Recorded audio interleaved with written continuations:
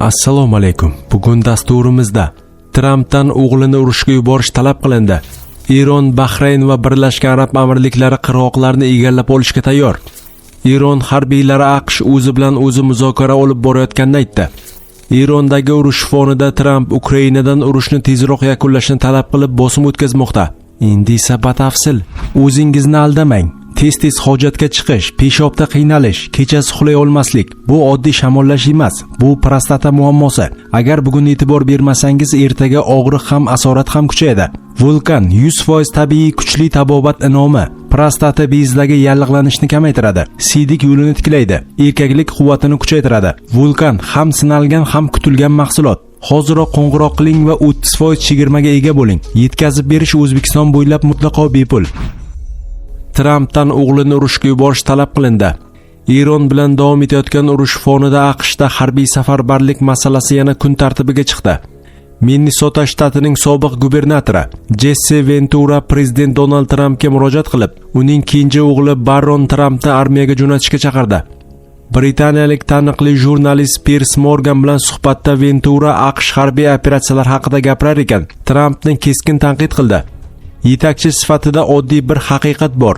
Siz o'z farzandingizni yuborishga tayyor bo'lsangizgina urushni oqlash mumkin. O'z bolangni yubormasdan turib qanday qilib birovning bolasini jangga jo'natish mumkin, deya ta'kidladi sobiq gubernator. Ventura shuningdek Trampning 3 ta nikohdan bo'lgan farzandlaridan hech biri armiyada xizmat qilmaganini, so'nggi 100 yil ichida Tramplar sulolasidan birorta harbiy chiqmaganini aytib o'tdi. Barron, sen buni o'zgartirishing mumkin. Hoziroq AQSh armiyasiga qo'shil. Otangda bo'lmagan jasorat va vatanparvarlikni ko'rsat, deya qo'shimcha qildi u. Venturaning ushbu chiqishi ortidan X tarmog'ida minglab amerikaliklar Sent Barronni yuboring hashtagini ommalashtirdi. Mazkur chaqiriq qisqa vaqt ichida virusdek tarqaldi. Biroq ayrim kuzatuvchilar Barron Trampning armiyaga qabul qilishni so'roq ostida ekanini aytmoqda. Gap shundaki, Barronning bo'yi taxminan 206 sm. Bunday baland bo'y bilan zirhli mashina, tank yoki samolyot kabilarda xizmat qilish texnik jihatdan imkonsiz bo'lishi mumkin. Agar Barron tibbiy sabablarga ko'ra xizmatdan ozod etilsa, u oilasida bunday imtiyozdan foydalangan birinchi inson bo'lmaydi. Donald Tramp o'z vaqtida o'qishi sababli harbiy xizmatni 4 marta ortga surgan edi. Taxminan 60 yil avval doktor Larry Brownstein, Donaldning otasi, Fred Trampning iltimosiga ko'ra Donald Trampga tovon suyagi o'simtasi tashxisini qo'ygan. Bu tashxis unga armiyaga umuman bormaslik imkonini bergan. Yillar davomida ushbu tashxis Trampning harbiy xizmatdan qochish uchun o'ylab topgan hiylasi sifatida masxara qilib kelinadi. Eron, Bahrayn va Birlashgan Arab Amirliklari qirg'oqlarni egallab olishga tayyor. Eron milliy xavfsizligi bo'yicha mutaxassis bu haqda ogohlantirdi. Milliy xavfsizlik bo'yicha ekspert Mortiza Simiari Irib telekanaliga bergan intervyusida agar AQSh mintaqada biror bir xatoga yo'l qo'ysa, Eron harbiylari harakatga o'tishga shayligini bildirdi.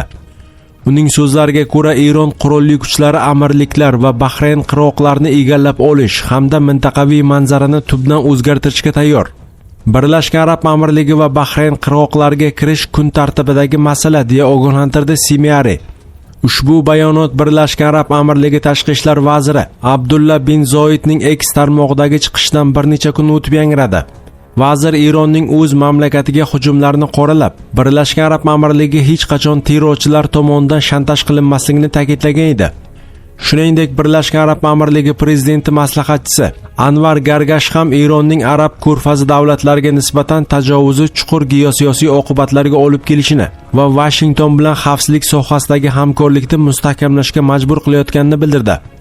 AQSh va Isroil tomonidan 28 fevral kuni amalga oshirilgan hujumlarga javoban Eron qo'shni ko'rfaz davlatlaridagi Amerika harbiy bazalari hamda neft-gaz infratuzilmalariga zarbalar bermoqda.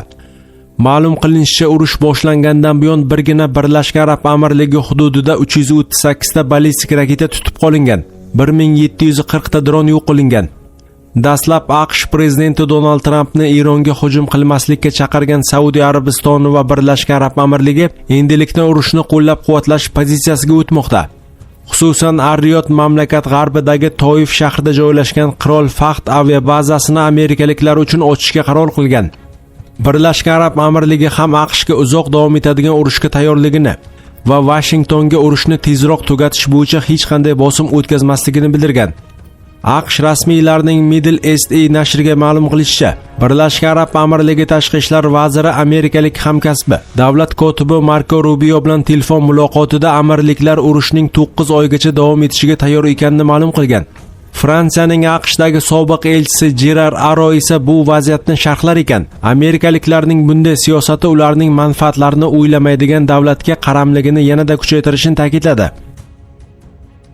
Eron harbiylari AQSh o'zi bilan o'zi muzokara olib borayotganini aytdi. Eron Islom inqilobi qo'riqchilari korpusi AQSh prezidenti Donald Trampning muzokara olib borilayotgani haqidagi da'volarni rad etdi. Bu haqda Reuters xabar berdi. Tramp ehtimoliy kelishuvlar bo'yicha Eron bilan muzokara olib borayotganini aytgandi. Islom inqilobi qo'riqchilari korpusi bunga javoban AQSh o'zi bilan o'zi muzokara o'tkazayotganini ta'kidladi. Bu bayonot AQSh Tehronga muhokama uchun 15 banddan iborat reja yuborgani haqidagi xabarlar fonida yangradi. Ichki kurashingiz darajasi o'zingiz bilan o'zingiz muzokaralar olib borish bosqichiga yetdimi? Bizga o'xshaganlar sizlar bilan hech qachon chiqisha olmaydi. Oldin ham aytganimizdek, siz bilan hech kim kelisha olmaydi. Faqat hozir balki hech qachon, dedi Eron qo'shma qo'mondonligi bosh vakili Ibrohim Zulfiqoriy Eron davlat televideniyasi efirida. Eron rahbariyati avval ham AQSh bilan muzokara olib borilmasligini aytgandi. Sababi Washington so'nggi 2 yil ichida oliy darajadagi muzokaralarda Eronga 2 marta hujum qilganini ta'kidlangan. Eron Amerika diplomatiyasi bo'yicha juda yomon tajribaga ega, degan Eron tashqi ishlar vazirligi rasmiy vakili Ismoil Baqoiy. U Washington bilan hech qanday muloqot yoki muzokara olib borilmagani, chunki Eron mamlakatni himoya qilishga e'tibor qaratganini aytgan. Erondagi urush fonida Tramp Ukrainadan urushni tezroq yakunlashni talab qilib bosim o'tkazmoqda. AQSh tinchlik kelishuvi doirasida va'da qilingan xavfsizlik kafolatlarini Ukraina Rossiyaga katta hududlarni berishga rozi bo'lsagina taqdim etmoqchi. Bu haqda Ukraina prezidenti Vladimir Zelenskiy Reuters agentligiga bergan intervyusida ma'lum qildi.